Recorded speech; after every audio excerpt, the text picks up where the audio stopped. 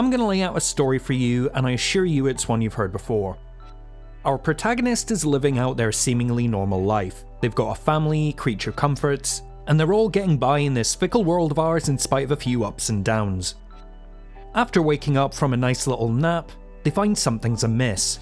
Their child has gone missing, and nobody has seen where they went. Did you happen to see a little girl go by here?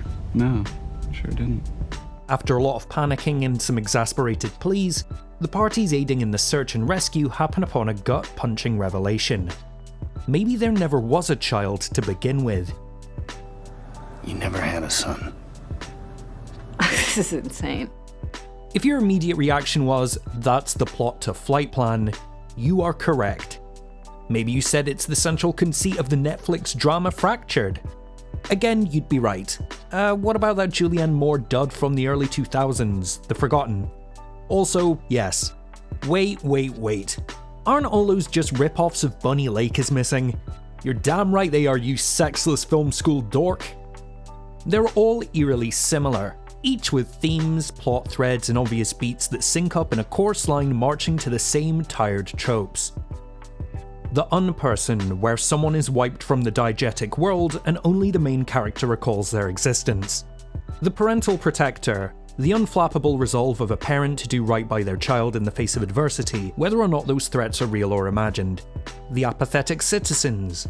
Witnesses, bystanders, Samaritans, and potentially helpful persons are untrusting, disinterested, or skeptical in the face of unfolding peril. And you've got all the red herrings. Everyone and no one is a suspect, just as anyone who initially appears guilty may themselves be the saving grace by which everything is resolved. Absent child as a totem of mental stability is only one variation of a much larger and endlessly overused format for thrillers. One I'm going to call Sanity as a question.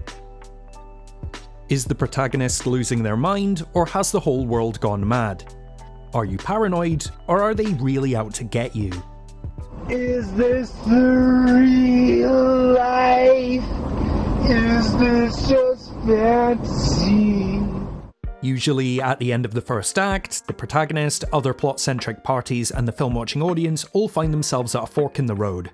To the left, we have the Hollywood definition of mental illness, which is to say, a disassociated, paranoid, manic, delusional schizophrenic presenting suddenly and all at once with next to no discernible reasoning. To the right, we have the completely clear-headed hero at the whims of the scheming machinations of a sinister third party. And if I had my way, we'd take Sanity as a question and shove it off into deep space never to be seen again. As a twist, as a cop-out, as a carte blanche ticket to dither around in the weeds until the facade falls away in the closing minutes, I'm just done. It's boring. You're boring, everybody. Quit boring everyone.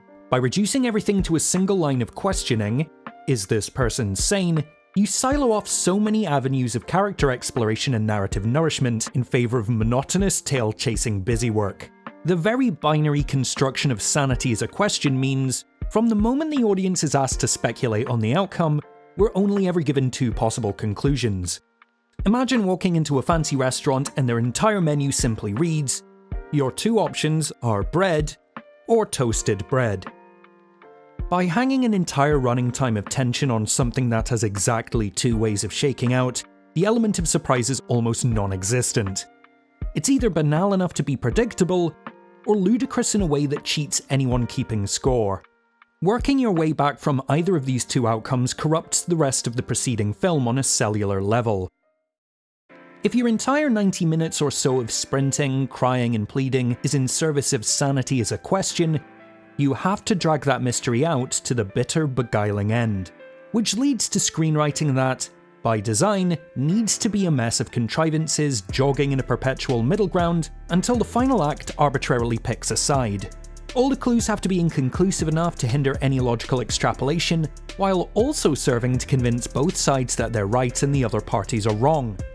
In Fractured, CCTV evidence can't be trusted because in this universe they still use VHS tapes that only record a few seconds out of every minute, police officers don't think to check a single alibi out with the hospital, and nobody thinks to search Sam Worthington's car or clothing for evidence either way.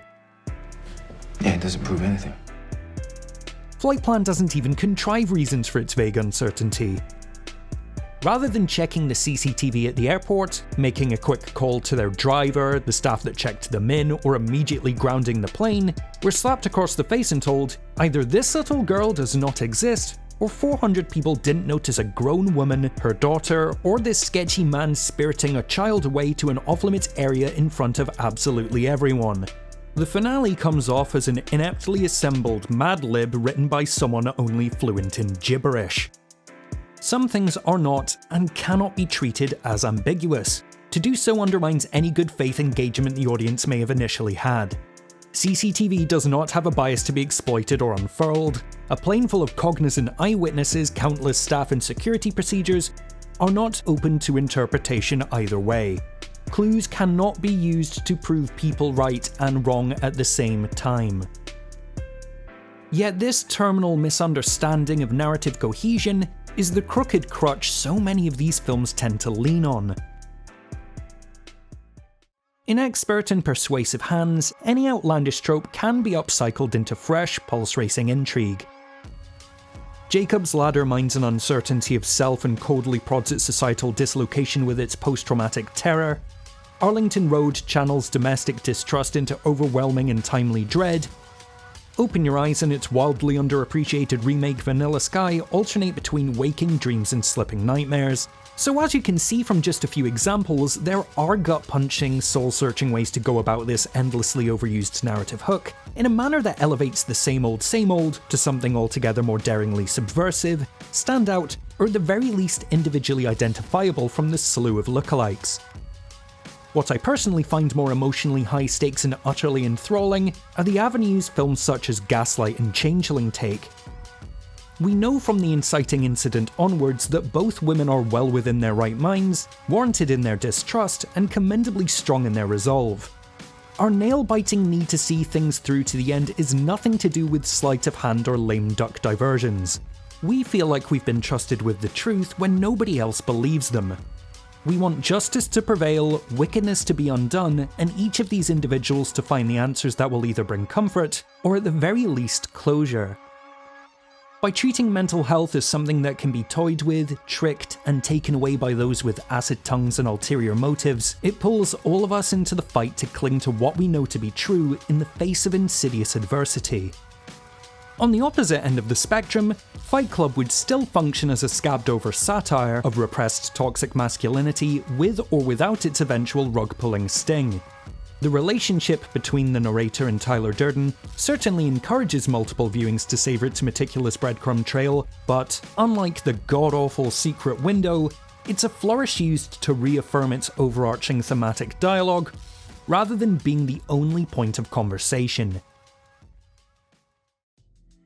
I'm not going to rant and rave about the implications of these woefully inadequate and inaccurate depictions of dissociative identity, derealization, and amnesia disorders, all of which are different conditions rather than the gibberish soup many of these films would have you believe. When Flight Plan, Fractured, and countless others treat sanity as a question, we're reducing the most complex facet of our human existence to Schrödinger's cat. Until the box is lifted at the behest of a speedy and sloppy resolution to all the loose ends, the sound of mind and mentally disturbed are interchangeable. A notion as knuckle-bitingly stupid as it is just plain insulting to all concerned. I know for a fact we can do better. There are enough works out there that prove the exception to these tedious rules. But until we stop relying on this tired assemblage of tropes, we're doomed to wander the fog of these half-baked questions and their indecisive, uninteresting answers. A humble thanks to our Patreon producers Claire MD and Jennifer C, and I'd gladly lend my rollerblades to any of these gorgeous patrons who continue to support the channel. If you'd like to see your name in the credits, get your access to additional content, or become a member of the In Frame Out Film Club, all while supporting our channel, consider checking out our Patreon at the link in the description below. Do you find Sanity as a question as much of a boring, endless slog as I do? Or do you think there's more to these films than I let on? What are some really great examples of this format working in the favour of a film? Let us know in the comments below.